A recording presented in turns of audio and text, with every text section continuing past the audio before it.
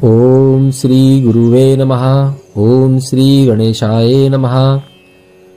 रोटी रोजी कमाने वाला चित्त बहुत प्रसन्न नहीं हो सकता। भरना है पेट किसी तरह। चाहते थे कि अगर पेट न होता तो अच्छा था। राह देख रहे हैं कि मर जाए तो छुटकारा मिले। दो दुकानदार साझीदार थे। धंधा बुरा जा रहा था और धंधा वस्तुतः कभी भी अच्छा नहीं जाता, क्योंकि आकांक्षाएं सदा ज्यादा हैं। सभी व्यवसाय पीछे छूट जाते हैं। कमाई सदा कम होती है वासना से। धंधे सदा ही बुरे जाते हैं। कितना ही कमाओ पेट भरता ही नहीं। पेट के भरने का कोई उपाय ही नहीं है। ये दोनों रोना रो रहे हैं कि धंधा बुरा जा रहा है, ग्राहक दिखाई नहीं पड़ते। और एक तो इतना उदास था कि उसने कहा इससे अच्छा था कि मैं पैदा ही नहीं होता। यह जिंदगी होती ही न तो अच्छा था, बेहतर था मैं पैदा ही न होता। किसी दुर्भाग्य के क्षण में मैं पैदा हुआ। दूसरे आदमी ने कहा छोड़ो भी। ऐसा सौभाग्य बहुत कम लोगों को होता है कि वे पैदा ही न हो। यह होता ही किसका है, यह बात ही न उठाओ। कितना भाग्यशाली कौन है कि पैदा ही न हो। यह तो बड़े सौभाग्य की घटना है। पैदा होना होगा, दुर्भाग्य शुरू हो गया। पेट भरना ही होगा, रोटी रोजी कमाने ही होगी, काम करना ही होगा। चित्त उदास होता है क्योंकि तुम जो कर रहे हो वह इतना छोटा मालूम पड़ता है और कर करके भी उससे कोई अर्थ, कोई निष्पत्ति तो निकलती नहीं, कोई सार तो निकलता नहीं। रोजी रोटी दफ्तर जाओगे, लौट जाओगे, फिर रोज फिर उठोगे, फिर दफ्तर जाओगे, फिर लौट आओगे। जीवन एक बंधी हुई लीक हो जाती है। जैसे मालगाड़ी के डिब्बे संटिंग करते रहते हैं, अर्थहीन। ऐसा ही जीवन है।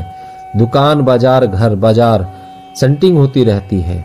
एक दिन तुम मर जाते हो, कहीं कोई मंजिल उपलब्ध नहीं होती। तीसरे मजदूर ने कहा मंदिर बना रहा हूं।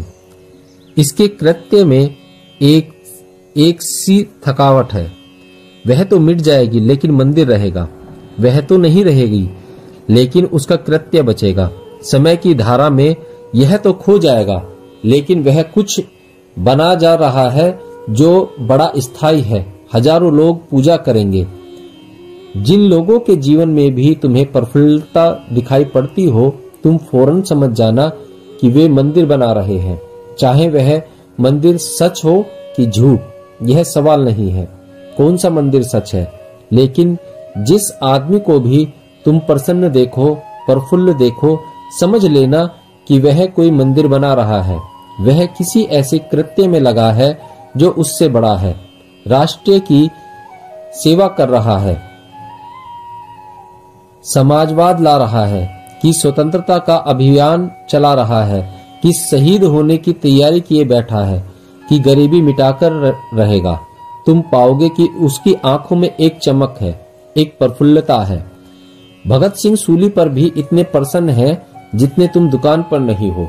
और वैज्ञानिक कहते हैं कि शहीदों का वजन बढ़ जाता है सूली के वक्त, जो कि बड़ी अद्भुत घटना है। भगत सिंह का भी 1 पौंड वजन बढ़ गया। एक दिन पहले वजन और है, सूली के ठीक घड़ी भर पहले वजन और हो गया। सूली पर वे इतने प्रफुल्लित हो गए कि 1 पौंड वजन बढ़ गया। कुछ खाया पिया नहीं है, अभी पानी भी नहीं पिया। वजन बढ़ने का कोई भौतिक आधार नहीं है। लेकिन जब कोई बहुत प्रफुल्लित होता है तो जैसे चारों तरफ जो ऊर्जा से भरा हुआ विराट आकाश है उससे कुछ उसे मिल जाता है। वह भूखा भी प्रफुल्लित होता है। जब तुम उदास होते हो तब तुम भोजन भी करते हो लेकिन वजन नहीं बढ़ता। लोग कहते हैं कि क्रोधी दुखी क्षीण हो जाता है। क्रोधी दुखी क्षीण होता जाता है। खाए पिए सुख सुविधा हो, कुछ फल नहीं होता, वजन गिरता जाता है। तुमने शायद देखा हो छोटे बच्चों को दिखाई पड़ता है।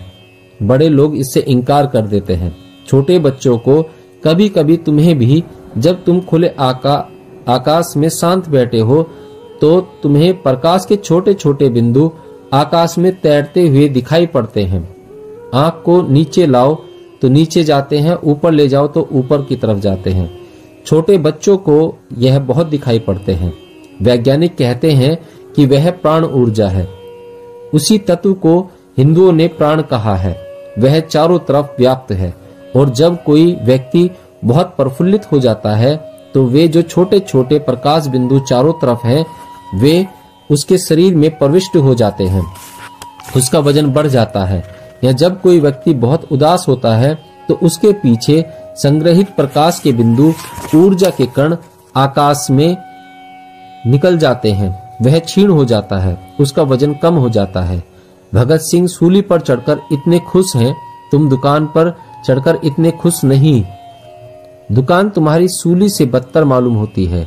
जीसस सूली पर दुखी नहीं है, तुम सैया पर भी दुखी हो।